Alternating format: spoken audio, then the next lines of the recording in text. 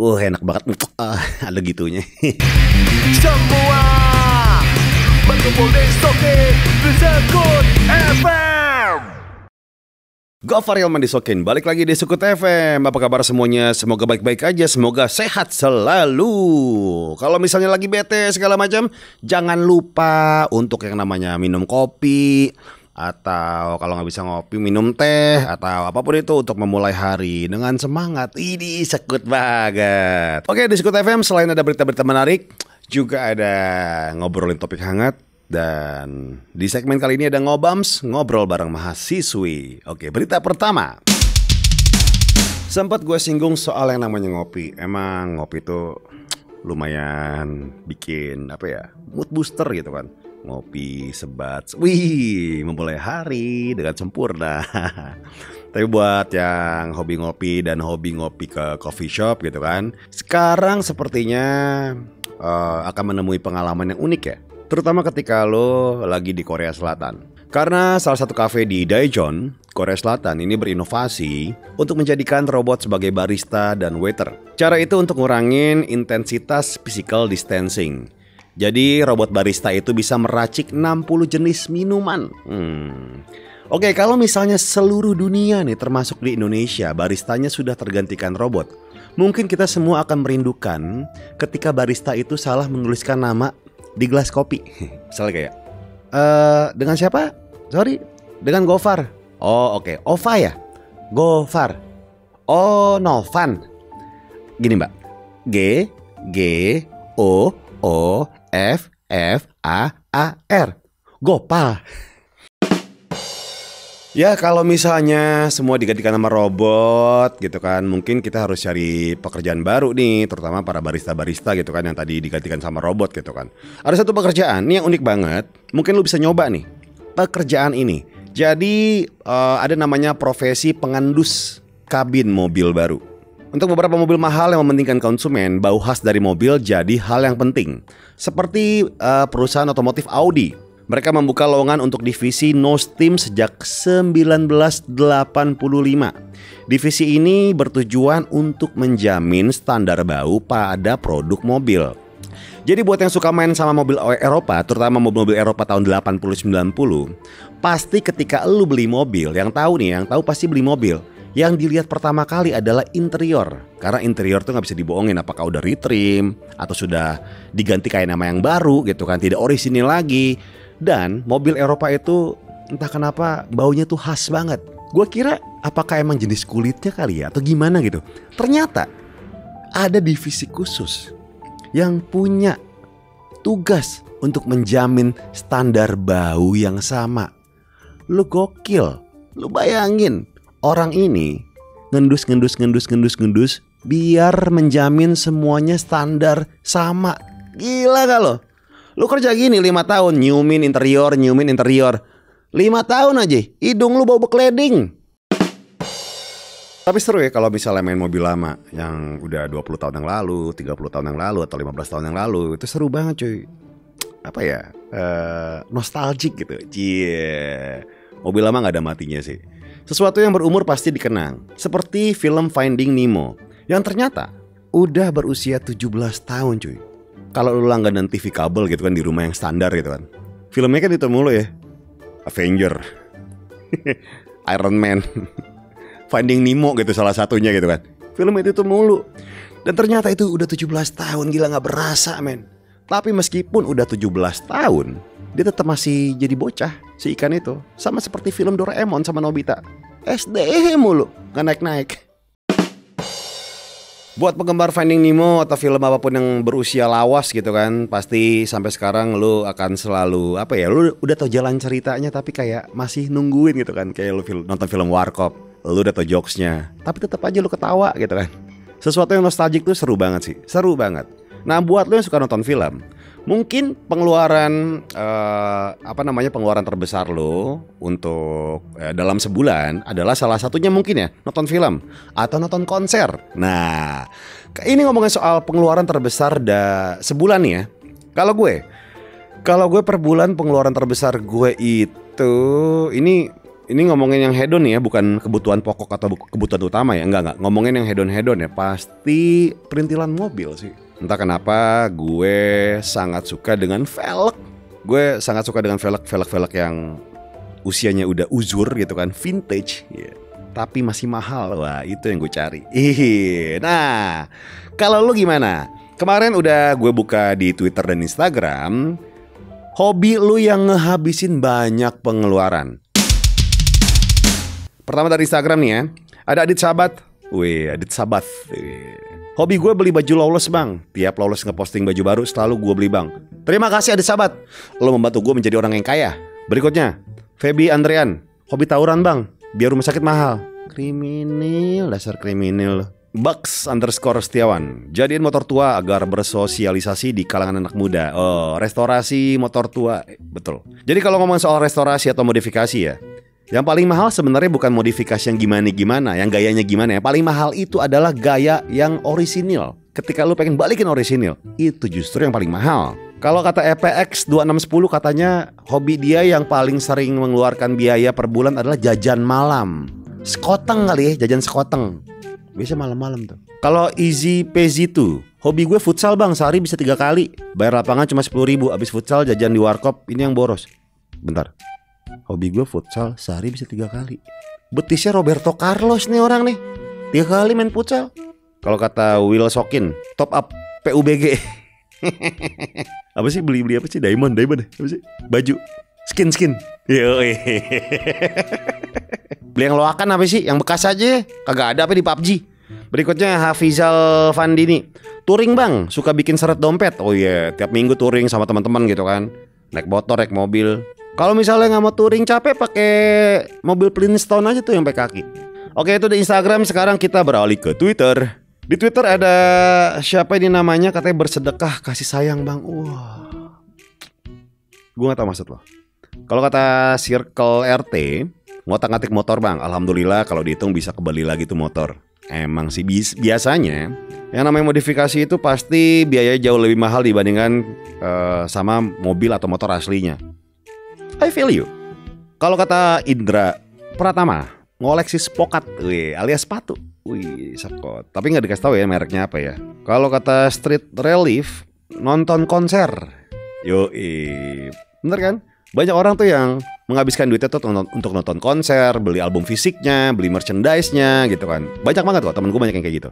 Kalau kata Half EDSCCBH, Open BO bang. Apa sih Open BO? Nggak ngerti gue. Open BO nggak ngerti ya. Kalau kata Erwin Reda, beli kaset CD vinil sama kaos bento. Kalau kata Hello Nana, belanja online. Kalau kata Afan Abdillah 26, minum bir bang. WK. Tapi bohong. Hidup Anda tidak jelas arahnya nih ya. Coba dikaji ulang tujuan hidup Anda. Oke, sekarang kita telepon salah satu yang ikutan topik ini. Halo, selamat malam Rahmat. Selamat malam bang. Rahmat, apa kabar Rahmat in the sky? Wah, lu di kamar mandi cuy, ada bunyi pintu tuh. Agak lagi di Lu abis nyari suasana yang dari kamar mandi, gimana? perhatiin ubinnya licin gak? Iya lah. Nah, gitu. Mat, rumah lu di mana Mat?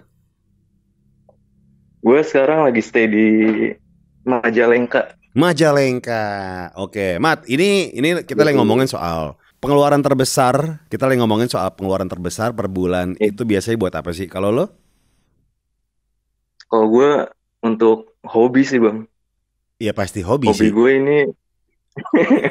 Hobi gue ini saat ini sering gonta-ganti hewan, terutama reptil.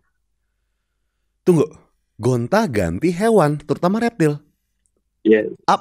Apa yang lu lagi miara apa nih?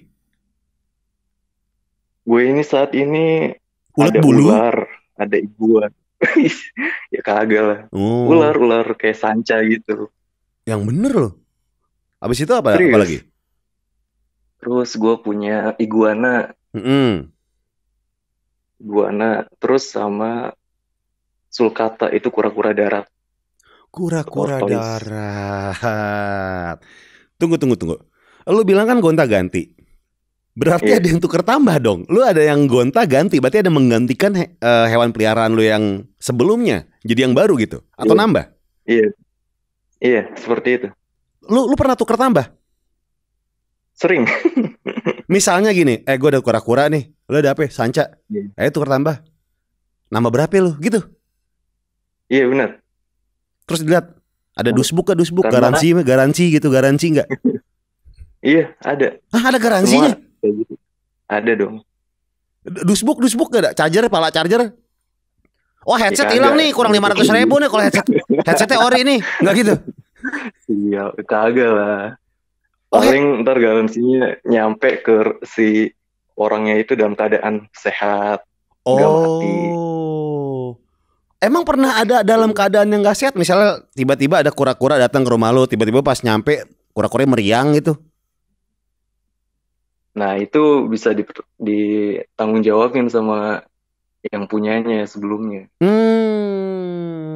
Oke. Jadi tuker tambah hewan peliharaan itu ada ya? Ada. Tunggu deh, berarti lu punya Benefit. harga pasaran dong, misalnya si kura-kura berapa harganya, ini harganya berapa gitu kan? Iya, benar. Oh, Jadi benefitnya kita melihara hewan, terutama reptil, itu semakin dia itu dewasa, semakin harganya mahal. karena emang banyak empanin gitu. Iya. Tunggu deh, selain tuker tambah pernah dapat cashback gak? Ya iyalah.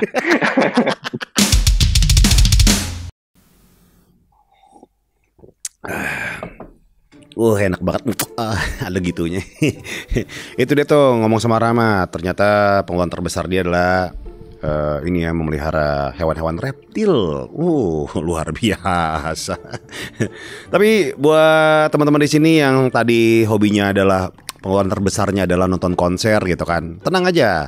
Sekarang lo nggak perlu ribet nonton konser di era serba terbatas ini kan, konsernya nggak boleh. Tapi ada hiburan buat lo. Dan kebetulan gue hostnya. Gue ada di Dicode, Instagramnya dicode.id, Instagram live. Itu lu bisa lihat. Gue akan ngobrol-ngobrol bareng musisi, bareng seniman. Wah, pokoknya banyak banget deh. Di Instagramnya dicode.id, tiap hari Jumat jam 8 malam. Nah, besok nih ya, itu buat yang lu lagi lihat di YouTube sekarang nih. Tapi buat yang lagi didengar di podcast, ini berarti nanti malam jam 8 ya. Jadi tiap Jumat jam 8 malam ada gue nya sekot ya.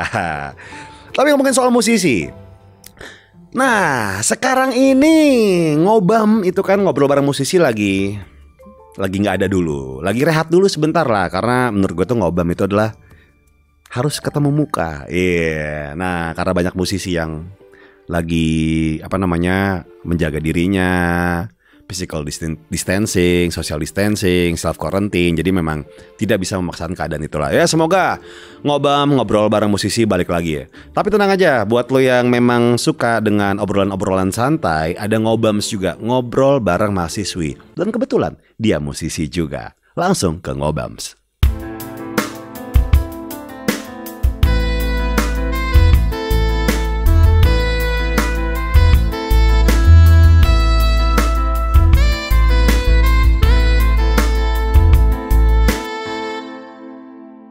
Masuk ke segmen ngobams, ngobrol bareng mahasiswi. Nggak cuma mahasiswi, tapi dia juga musisi juga. Ada Rahmania Astri nih. Astri, hai. Halo Bang. Astri. Jadi gue pertama kali ngeliat Astri ini ketika duet sama Nino. Ya. Oke, Judulnya apa? tak bisa. Apa? Tak bisa. Tak bisa. Tak bisa jauh. Bukan Bang, salah. Salah. Oh, gue kira itu lu yang nyanyi. Oh, bukan lu sama Bukan, Nino. Bang. Selama ini gue salah lihat berarti. Ini seru banget. Soalnya si Astri ini duet sama Nino bukan yang pertama. Sebelumnya dia mengeluarkan karya tahun 2017 ya. Oh. Oke. Sebelum kita ngobrolin jauh soal musik lo, kita kenalan dulu sama teman-teman di sini. Berarti baru semester awal berarti ya? Ya aku maba. Oh, Ya berarti aku maba. Iya, Baru masuk. sama Berarti aku 2 juga. semester. Iya, aku juga maba kok, bener. Sama-sama. Dan Astri, emang katanya pernah tinggal Ya. di luar negeri ya? Iya betul. Waktu Oke. kecil? Aku waktu kecil kebetulan dibrojolinnya di US waktu itu. Dan nama kotanya keren loh. Nama kota yang sering gue mainin itu Massachusetts. Yoi. Lahir lo di mana? Massachusetts boy. Yoi. Dan semua pendidikan di Jakarta ya? Di Indonesia ya? Iya, di Indonesia semuanya. Awal-awal kamu bikin-bikin gitu tuh cover-cover kan ya? Awal-awal ya? Waktu umur berapa tuh? Ingat gak sih pertama kali lagu yang di cover terus dipublish di YouTube? Ingat gak sih lagu apa? Sebenarnya kapan ya? Oh, sekitar tahun 2015-2016 berarti. Aku SMP kelas akhir, SMP kelas 3 berarti waktu itu. Oke. Aku gara-gara waktu itu putus cinta ceritanya. Terus Putus aku gak tahu cinta. ngapain. Aku gak tahu hal apa yang aku lakuin selain nyanyi. Karena pada saat itu juga udah suka banget nyanyi. Jadi akhirnya cover deh gitu. Cover lagu apa? Aku lagu pertama yang aku cover itu berarti Pillow Talk-nya Zayn Malik waktu itu kalau nggak salah. Iya. Jadi kamu putus dan mengcover lagunya Pillow Talk-nya Zayn Malik.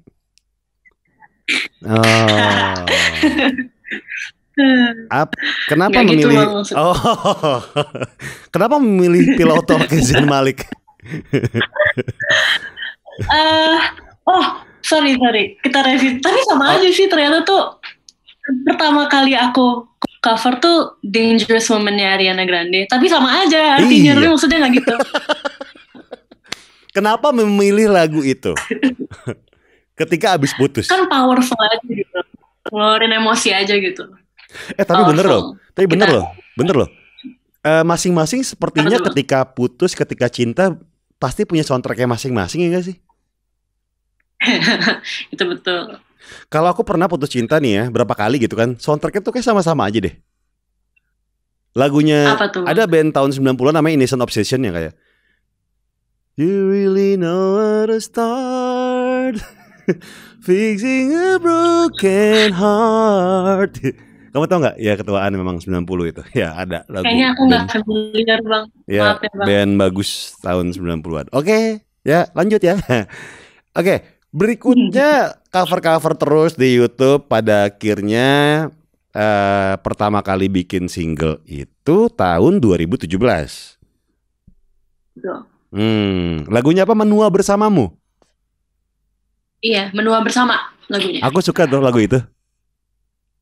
Oh iya, ya ampun terima kasih banyak. Aku bisa nyanyiin.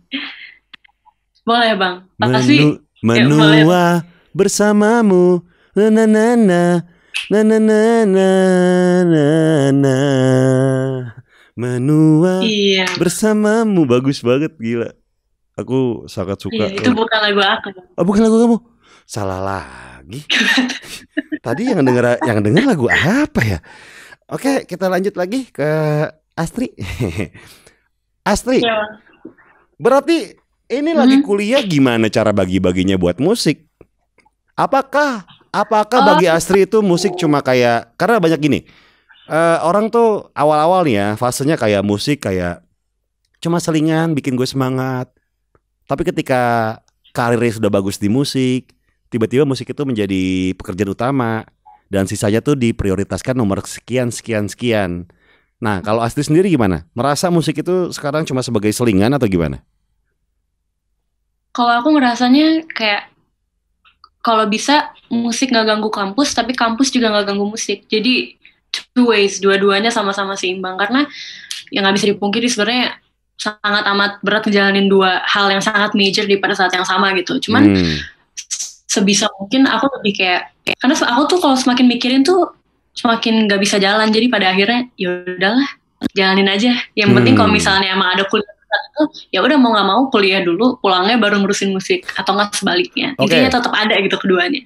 Oke Astri, ketika kamu dihadapkan sama pilihan nih, kamu manggung dengan gestar yang keren-keren banget gitu kan, musisi-musisi Indonesia yang keren-keren banget gitu kan. Di satu sisi kamu harus kuliah dan gak boleh absen doang, harus full belajar. Pilih mana?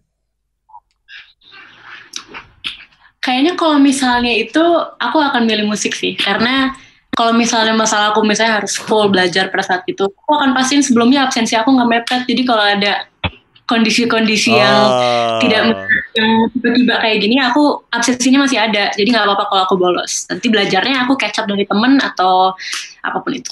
Ini bener banget nih. Kayak contohnya gini, aku kan siaran di Hard Rock FM ya. Di Hard Rock itu tuh ada batas untuk ngambil cuti. Gitu kan. Nah aku jarang ambil cuti itu karena aku siapin jatah cuti aku untuk hal-hal yang berhubungan dengan pekerjaan yang lumayan. Jadi aku nggak ambil cuti. Iya, aku nggak ambil cuti untuk liburan, tapi ambil cuti untuk ngambil kerjaan yang lain. Ini bener sih. Ini strategi yang bagus yang sama gue lakuin. Gila kita banyak kesamaannya. Bagus loh kita banyak kesamaannya. Aduh. Asli, sekarang punya pacar gak sih? Alhamdulillah punya bang. Oke, satu kampus? Enggak, aku di Jakarta, dia di Bandung. Tapi sebenarnya dia orang Jakarta, tapi di kuliahnya di Bandung gitu. Oh, gitu kan. LDR. Ya LDR, ya Jakarta Bandung mah deket lah. Betul, tapi zaman sekarang ya di era pandemi ini semuanya jadi LDR ya. Mau yang satu bener. Jakarta juga tetap aja LDR. Yo kayak ya kebiasa lumayan oke lah. Karena udah gak pernah ketemu juga. Aku ngambil komunikasi massa. Komunikasi massa. Nah kebanyakan orang-orang yang kuliah itu merasakan salah ambil jurusan. Mungkin banyak ya, berapa persen kali, 80% gitu kan. Kamu udah berasa gitu gak sih? Gue salah ngambil jurusan gak sih nih? Enggak sih, karena dari awal tuh, awalnya lebih anehnya lagi, aku dulu pengen masuk yang berhubungan sama sejarah, ilmu sejarah gitu kan, aku suka sejarah. Oh. Aku hampir masuk gitu, karena interest yang agak aneh gitu. Cuman setelah dijalanin, ternyata aku malah mikir kalau misalnya gue masuk sejarah, justru itu yang salah. Sekarang tuh aku ngerasa setiap kali belajar sesuatu, meskipun berat, tapi kayak ada sesuatu yang bisa aku ambil kayak, oh seru juga ya ternyata di dalam kehidupan sosial tuh bisa terjadi A, B, C. Jadi lebih banyak hal yang kepake juga di kehidupan aku sehari-hari. Jadi sesuai sama apa yang aku inginin gitu. Kalau aku sendiri. Tadi ngomongin sejarah, emang kamu suka sejarah apa? Aku suka sejarah Indonesia, aku suka sejarah. Aku dulu tuh sempet waktu SMA, aku tuh dari SD sampai SMP tuh sekolah di satu sekolah yang sama. Dari PG malah. PG sampai SMP satu. PG itu apa sih? TK ya? PG.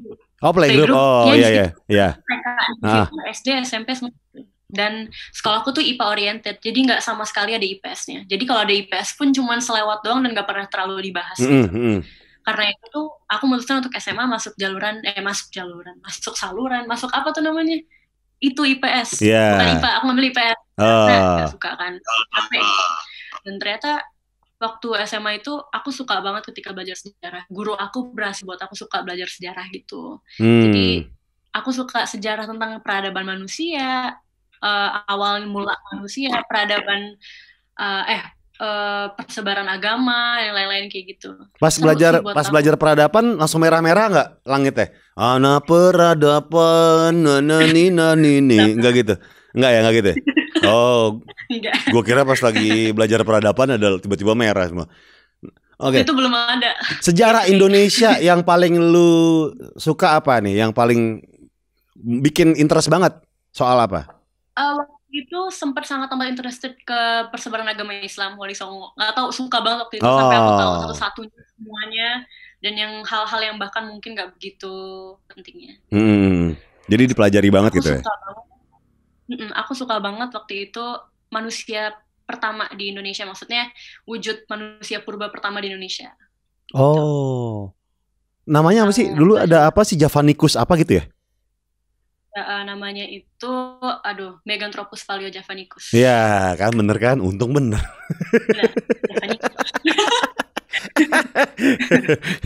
Oke, terus pas sekarang apa namanya, karena kesukaan sama sejarah dengan yang diambil sekarang gitu kan, merasa itu bukan sebuah penyesalan ya? Enggak sih, seru. Aku justru ngeliatnya kayak, yang pun ternyata banyak yang bisa dipelajarin. Apalagi komunikasi kan sebuah umum ya, komunikasi. Semua orang berkomunikasi, jadi belajar banyak juga gitu. Oke. Dan ini serunya lagi, si Astri ini tuh apa namanya, pernah dapat penyanyi solo R&B terbaik ya? Apa sih, bener ya? AMI Award. Iya betul. Luar biasa, tahun 2019. Gokil bos. Terus ketika ini mungkin bukan gue yang pertama bilang gitu kan. Banyak orang yang bilang mungkin ya di Astri gitu. Katanya suaranya mirip Raisa gitu. Ngerasanya gimana? Ya sebenarnya sih dari awal aku kan, karena aku mulainya di cover ya, dan aku emang sering cover lagunya beliau, karena emang lagunya juga bagus banget kan. Dan mungkin ada beberapa tarikan, atau mungkin karena kan of course dia jauh di atas aku, dan pasti aku look up ke dia kan, dan juga melihat bahwa suara dia sebagus itu, dan aku pengen bisa bagus banget juga. Jadi beberapa apa ya, menginspirasi mungkin bisa dibilang gitu. Oke. Ini aku lagi sotoy banget sih nih. Apa nih? Soal teknis. Ini sotoy dia. Bener gak sih suara Raisa, cara bernyanyi Raisa gitu kan? Mungkin suara kamu, cara bernyanyi kamu. Kalau Raisa kan, kalau aku lihat tuh dia teknik nyanyinya tuh susah loh. Kayak mendesah, kayak berbisik, tapi keras. Iya betul. Iya. Kalau dicoba kayak sakit gitu tenggorokan gitu. Bener gak sih? Cara nyanyinya emang kayak gitu, kayak berbisik ya? Sumpah aku juga. Hah?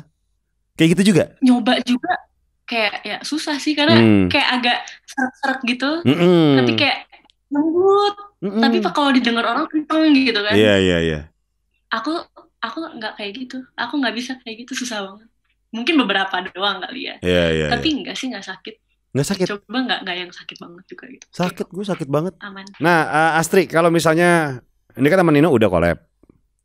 Kalau disuruh milih satu musisi tanah air gitu kan, Indonesia, yang pengen banget collab siapa? Aku pengen banget bisa KKI mungkin. KKI kan lagi trending tuh di YouTube. Aku gak begitu ngejar trendingnya sih Bang. Oh, apa yang kamu kejar nih?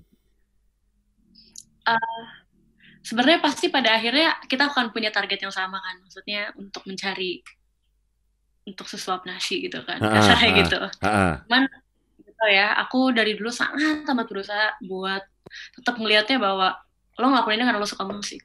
Lo ngelakuin ini, oke, kebetulan hobi lo menjadi pekerjaan, tapi kan pasti ada situation yang kayak tidak mengenakan kalau misalnya kita terus-terus punya mindset bahwa ya gue mau trending, kalau gue nggak trending udah gue nggak usah musik gitu. Makanya aku berusaha sebaik mungkin. Jadi pada akhirnya numbers tuh ya itu nomor 2 lah, yang penting lo tulus nggak nyanyi. Karena kerasa ketika aku nyanyi lagu yang memang aku tidak suka, cuman buat trending gitu, hatinya nggak enak waktu nyanyi, kayak aku juga nggak bisa ngerasain lagunya gitu.